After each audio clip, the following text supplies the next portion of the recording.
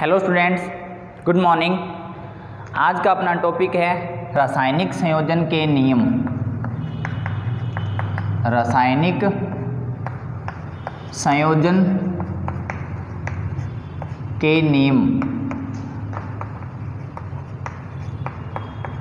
तो देखो, आपने अभी तक 10th में जितनी भी रासायनिक अभिक्रियाएं पढ़ी हैं उसमें अगर आपको ऐसे लगता है कि कोई भी जो तत्व होता है उसको किसी दूसरे तत्व के साथ, या कोई जो यौगिक होता है उसको किसी दूसरे यौगिक के साथ अपनी मर्जी से जोड़ सकते हैं और जोड़कर कोई नया उत्पाद बना लें, ऐसा पॉसिबल नहीं होता।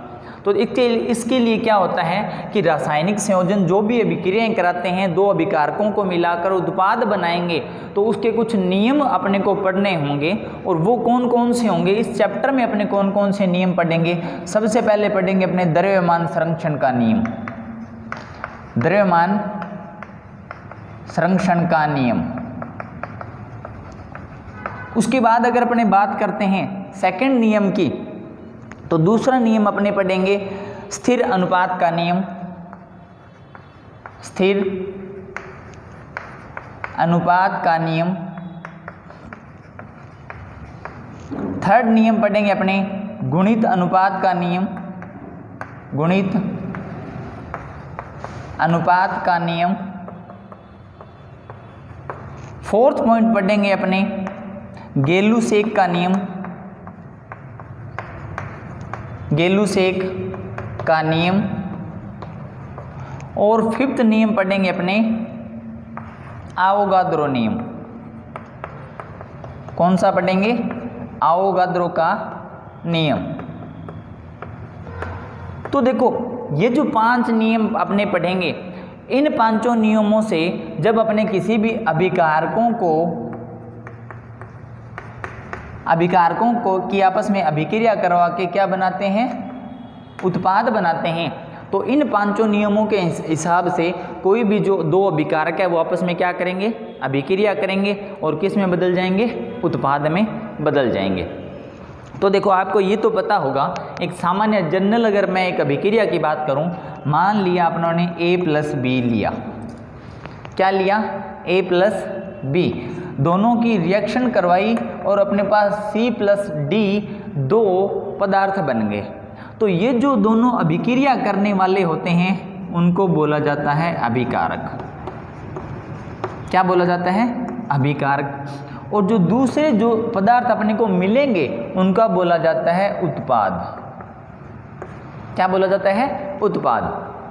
अगर ये दोनों जो पदार्थ हैं वो अपने आप अभिक्रिया कर कर उत्पाद में बदल जाते हैं तब तो ठीक है, अच्छी बात है। वरना अपने को यहाँ पर कुछ और पदार्थ यूज करने होते हैं, उनको बोला जाता है उत्प्रेरक। क्या बोला जाता है? उत्प्रेरक बोला जाता है। उत्प्रेरक क्या काम आते हैं? किसी भी अभिक्रिया में अभिकारकों को उत्पाद में बदलने के काम आते हैं। और उत्प्रेरक जो होते हैं ना, वो अभिक्रिया में भाग नहीं लेते। इसका मतलब ये है कि उत्प्रेरक जब अभिक्रिया कंप्लीट हो जाएगी तब उस अभिक्रिया में वैसे के वैसे अपने को मिल जाएंगे। परंतु जो उत्प्रेरकों से क्या होता है कि A और B है, इन दोनों को मिलाने के लिए कुछ पदार्थ यूज होते हैं और क्या मिले? अपने को मिलेगा क्या? उत्पाद। तो अभिकारकों को अगर अपने आप अभिक्रिया कर लेते हैं बहुत अच्छी बात है, वरना कुछ पदार्थ डालने पड़ते हैं, उनको क्या बोला जाता है? उत्प्रेरक। और उत्प्रेरकों से जो अभिकारक है वो जल्दी से किस में बदल जाते हैं? उत्पाद में बदल जाते हैं। तो यहाँ पे उत्प्रेरक कुछ भी हो सकता है। अगर अपने जैसे गर्म कर रहे हैं, कोई भी रासायनिक अभिक्रिया है उसमें अगर अपने अभिकारकों को गर्म कर रहे हैं तब भी ये जो है गर्म करना, ये भी उत्प्रेरक की तरह काम करता है। या आप अगर अपने इसको पे दाब लगा रहे हैं, क्या लगा रहे हैं? दाब लगा रहे हैं, तो वो भी उत्प्रेरक की तरह काम करता है। और या इसमें कोई तीसरा पदार्थ मिला दें, वो भी उत्प्रेरक की तरह ही काम करता है। तो देखो, अपने स्टार्ट करते हैं। सबसे पहला नियम द्रव्यमान संरक्षण का नियम। देखो, ये जो द्रव्यमान संरक्षण शब्द जो लिखा हुआ है ये क्या है, क्यों है? देखो, पहले अपने एग्जाम्पल की बात करेंगे। कोई एग्जाम्पल देखते हैं, फिर अपने इस नियम को आपके अच्छे से समझ में आ जाएगा। क्योंकि यहाँ पर अपने क्या है कि अगर मैं यहाँ पे सीधी डायरेक्ट नियम की परिभाषा लिखा दूँ तो आपके क्या पता समझ में नहीं आए, है ना। तो परिभाषा तो आपको बुक में मिल जाएगी। अगर आपने इसको समझ के पहले इसको समझें कि है क्या, फिर उसी एग्जाम्पल से इसका नियम बनाएं ताकि ये आपके ज़्यादा याद रहेगा, आपको इन चीज़ों को रटना नहीं पड़ेगा। तो देखो इसका मैं एग्जाम्पल स्टार्ट करने जा रहा हूँ, और वो एग्जाम्पल क्या है। अगर मैं कोई पदार्थ लेता हूँ, पदार्थ ले लिया, मान लिया मैंने CaCO3, इसको बोला जाता है कैल्शियम कार्बोनेट। कैल्शियम कार्बोनेट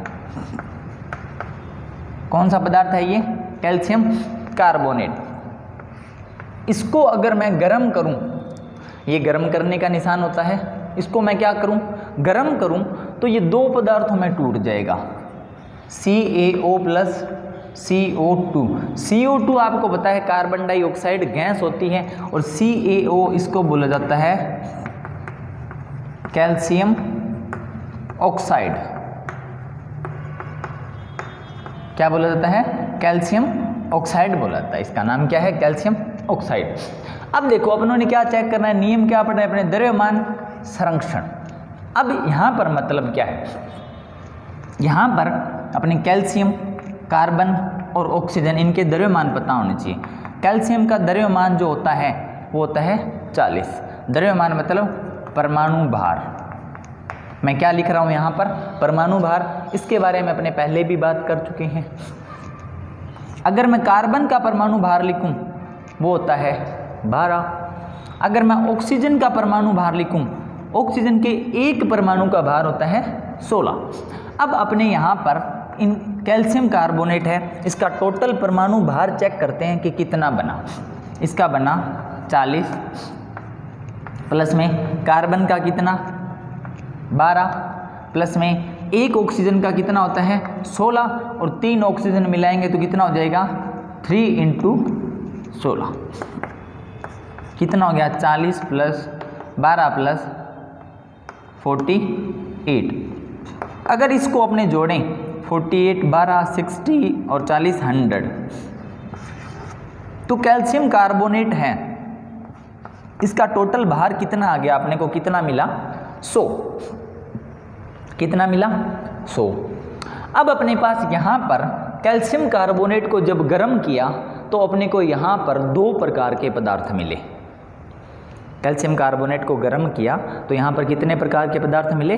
2 प्रकार के पदार्थ मिले अपने को, और ये है उत्पाद। तो देखो अब मैं इसका बाहर चेक कर रहा हूँ। कैल्शियम का कितना 40, प्लस ऑक्सीजन का कितना? ऑक्सीजन के एक परमाणु का भार होता है 16, और यहाँ पर एक ही परमाणु है तो ये हो गया 16। क्लियर? अब ये कितने हो गए? 56। अगर मैं CO2 का भी भार चेक करूं, किसका? CO2 का भी भार चेक करूं तो वो कितना आएगा? वो आएगा कार्बन का कितना 12, और ऑक्सीजन के एक परमाणु का भार कितना होता है 16। इन चीज़ों को देखो आपने रटना नहीं है, इसमें कुछ अपने पहले भी 1-2 लेक्चर के अंदर इसकी बातें कर चुके हैं, है ना।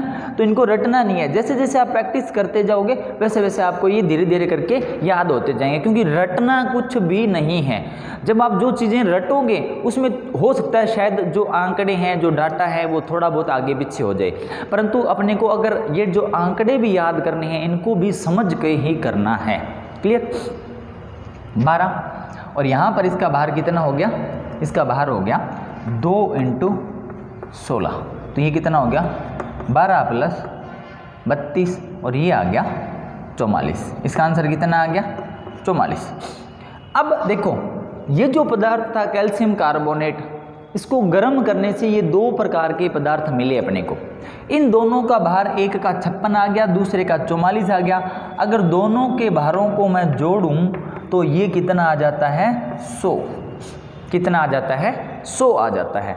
और पहले जो अपनों ने पदार्थ लिया था जिसको गर्म करना था कैल्शियम कार्बोनेट, उसका भी भार कितना है 100, और अभिक्रिया होने के बाद में भी भार कितना हुआ 100, चाहे वो यहाँ पर 2 प्रकार के पदार्थ बने अपने से, चाहे 3, 4, 5, 10 कितने भी प्रकार के पदार्थ मिले अपने को, अपनों ने क्या करना होगा कि सभी के भारों को लिखेंगे और उनको क्या कर देंगे, योग कर देंगे। क्योंकि ये योग क्यों करेंगे, इस पदार्थ से इन 2 प्रकार के पदार्थों की उत्पत्ति हुई है।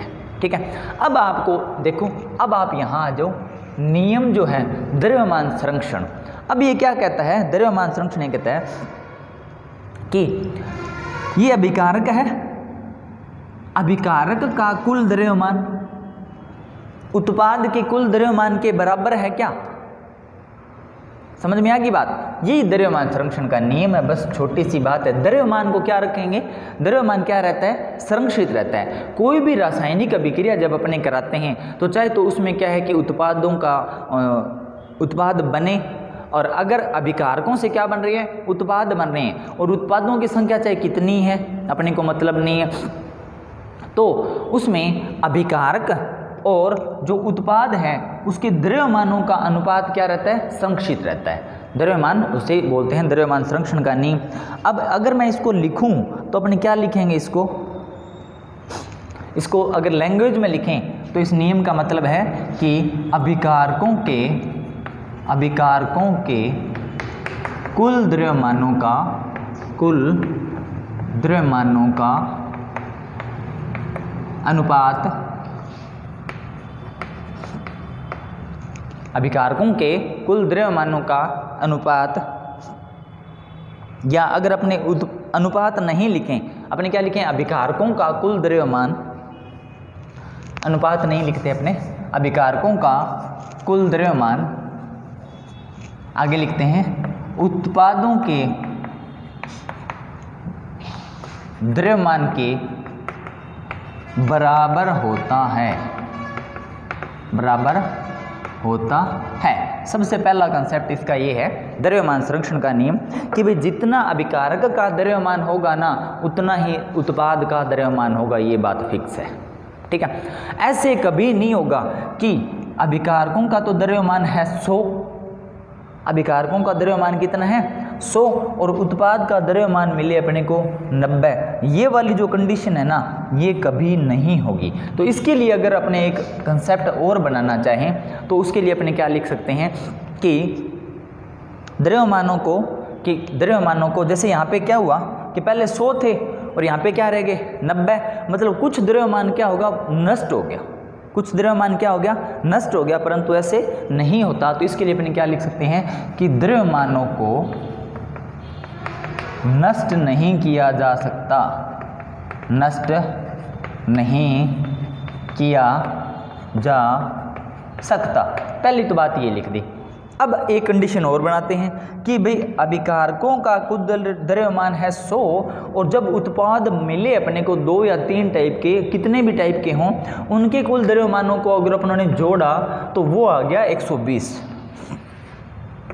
ये भी पॉसिबल नहीं है कि अभिकारकों का कुल द्रव्यमान कितना था 100 और जब उनको उत्पाद में बदल लिया अपनों ने तो उत्पादों का कुल द्रव्यमान कितना मिला अपने को 120। तो ये भी पॉसिबल नहीं है। इसका मतलब क्या हुआ कि जितना अभिकारक है ना यहाँ पर देखो, जितना अभिकारक है उतने ही उत्पाद बनेंगे।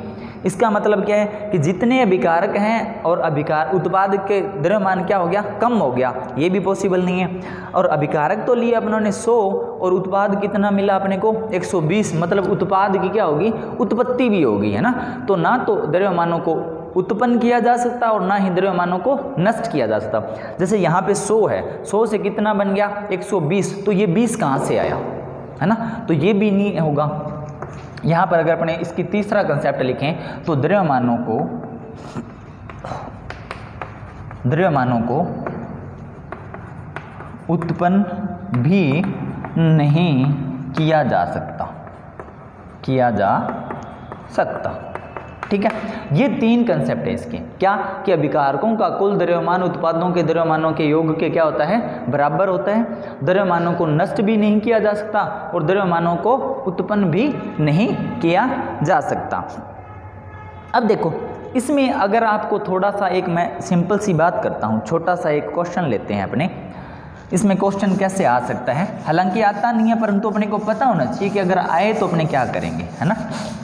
इसमें से अगर सीधा नियम ही पूछा जाएगा आप लोगों से, क्वेश्चन लिख रहा हूं मैं, क्या पता क्वेश्चन आ जाए, ताकि अपने को उसका करने का तरीका तो पता हो। 200 ग्राम